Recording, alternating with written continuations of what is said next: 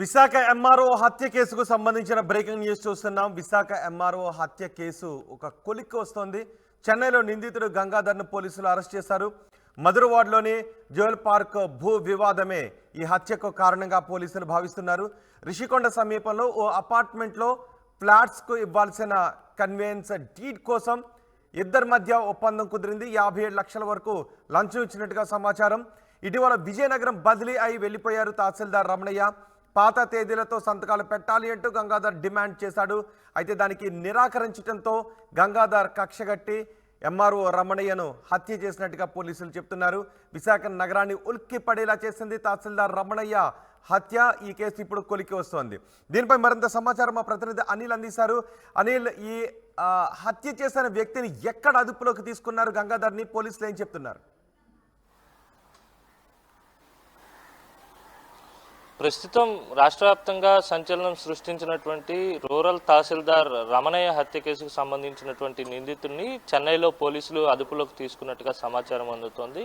నిన్న రాత్రి సమయంలో చెన్నైలో మాటు వేసినటువంటి విశాఖ పోలీసుల బృందం నిందితుడిని అదుపులోకి తీసుకుని ఇప్పుడు విశాఖ తీసుకొస్తున్నట్టుగా తెలుస్తూ ఉంది. నిన్నటి ఏదైతే హత్య జరిగినప్పటి నుంచి కూడా పెద్ద ఎత్తున సెర్చ్ ఆపరేషన్ నిర్వహిస్తోంది విశాఖ పోలీస్. ఎందుకంటే 10 బృందాలుగా విడిపోయి ఇటు బెంగళూరు కావచ్చు, చెన్నై కావచ్చు, హైదరాబాద్ కూడా కొన్ని టీములు వెళ్ళినట్టుగా తెలుస్తోంది. మొదట నిందితుడు హత్య జరిగిన తర్వాత విశాఖలోనే ఉన్నాడు. మరుసటి రోజు మధ్యాహ్నం సుమారు 2-3 గంటల ప్రాంతంలో మరుసటి రోజు మధ్యాహ్నం via Bengaluru Chennai flight ticket book చేసుకొని అలాగే చెన్నై వరకు వెళ్లకుండా బెంగళూరులోనే దిగిపోయి అక్కడి నుంచి రోడ్డు మార్గం ద్వారా చెన్నై వెళ్ళినట్టుగా పోలీసులు గుర్తించారు. అయితే ఇప్పటికే 4 సిమ్ కార్డ్స్ వాడుతున్నట్టుగా పోలీసులు కూడా గుర్తించి ఆ సిమ్ కార్డ్స్ను ఎప్పటికప్పుడు ట్రేస్ చేస్తూ నిందితుడిని అదుపులోకి తీసుకున్నట్టుగా తెలుస్తోంది. అయితే ఎంఆర్ఓ రమణయ్య హత్యకు సంబంధించినటువంటి అంశంలో అసలు ఎందుకు హత్య చేయాల్సిందనే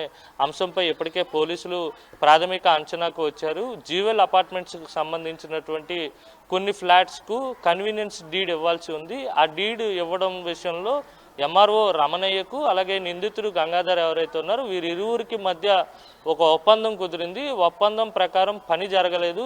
ఈలోపే పని పూర్తయ్యే లోపే రమణయ్య బదిలీ కావడం, అలాగే డబ్బులు తిరిగి ఇవ్వమని అడగడం, వీరిద్దరి మధ్య వాగ్వాదం జరిగింది. ఆ వాగ్వాదం ఉధృతం అయినటువంటి నేపథ్యంలోనే హత్యకు పాల్పడినట్టుగా పోలీసులు ప్రాథమికంగా అంచనా వేస్తున్నారు. అయితే నిందితుడిని పట్టుకోవడం అనేది పోలీసులకు ఒక ఛాలెంజ్గా మారిందనే చెప్పాలి. ఎందుకంటే హత్య చేసిన తర్వాత ముందు రోజు రాత్రి 10:30-11 గంటల ప్రాంతంలో హత్య చేస్తే మరుసటి రోజు మధ్యాహ్నం వరకు విశాఖలోనే ఉన్నప్పటికీ కూడా పోలీసులు నిందితుడిని గుర్తించడంలో వెనకబడ్డారని చెప్పాలి. అయితే పోలీసుల అంచనాలకు విరుద్ధంగా నిందితుడు తప్పించుకొని పారిపోవడం, ఇతర రాష్ట్రాల్లో సిమ్ కార్డ్స్ మారుస్తూ ఒకసారి భార్యతో మాట్లాడినట్టుగా కూడా పోలీసులు గుర్తించారు. అయితే ఆ సిమ్ కార్డ్స్ నెంబర్ ఎక్కడైతే ట్రేస్ అవుతుందో అక్కడికి వెళ్ళి పోలీసులు నిన్న రాత్రి నిందితుడిని పట్టుకున్నట్టుగా అదుపులోకి తీసుకున్నట్టుగా మనకు సమాచారం అందుతుంది. ఈ రోజు వివరాలన్నీ కూడా వెల్లడించే అవకాశం అయితే స్పష్టంగా కనబడుతోంది. రోహిత్, హత్యకు సంబంధించినటువంటి మరిన్ని అంశాలు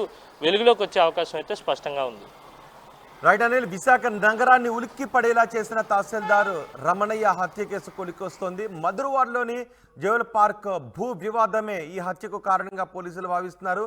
ఈ పార్కులో ప్లాట్లు ఉన్న వారికి స్థలాలకి సంబంధించి కన్వీనియన్స్ డీడ్స్ కోసం ఇద్దరి మధ్య ఒప్పందం కుదిరింది. 57 లక్షల వరకు ఇచ్చినట్టుగా సమాచారం.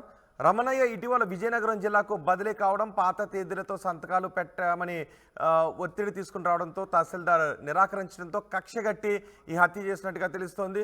విజయవాడకు చెందిన గంగాధర్ నిందితుడిని పోలీసులు శనివారమే నిర్ధారణకు వచ్చారు. అతడు బెంగళూరు నుంచి చెన్నై, గోవాకు వెళ్ళి ఉంటాడని అప్పుడు భావించి బృందాలుగా విడిపోయి గాలించారు. అయితే నిన్న రాత్రి చెన్నైలో హంతకుణ్ణి పట్టుకుని ఆంధ్రప్రదేశ్కు తీసుకొస్తున్నట్టుగా, విశాఖకు తీసుకొస్తున్నట్టుగా తెలుస్తోంది. సుబ్రహ్మణ్యం స్నేహితులతో అతనికి ఫోన్లు చేయించి కూపీలాగారు. చివరికి చెన్నైలో పట్టుబడ్డాడు. ఎగ్మోర్ స్టేషన్లో ప్రస్తుతం ఉన్నట్టుగా తెలుస్తుంది. విశాఖపట్నం తీసుకొస్తున్నారు.